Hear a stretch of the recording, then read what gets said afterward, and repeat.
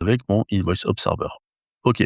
Faut juste penser que là, effectivement, autant les policies, c'était auto-discoveré, donc c'était, automatiquement découvert, autant découvert non, c'est pas la bonne traduction, mais pardon.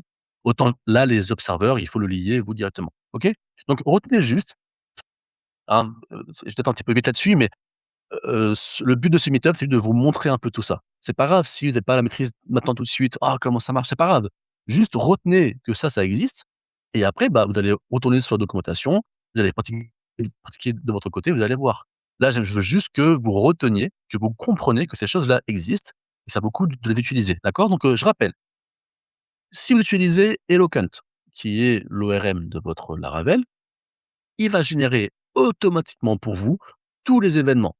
Avant création, avant modification, après modification, avant suppression, après suppression, et cetera, et cetera. Il le fait pour vous.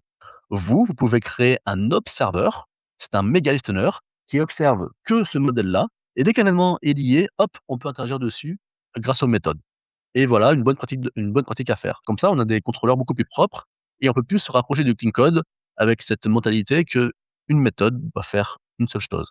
Alors qu'au tout début, la méthode, elle faisait vérifier quelqu'un était, vérifier que tu admin, vérifier les validations, faire ceci, faire cela. On avait une méthode qui faisait plein de choses et c'était pas propre. Là, maintenant, on a plutôt une méthode qui fait une seule chose, ou presque. OK? Donc ça, c'était la 4e étape qui était des observeurs.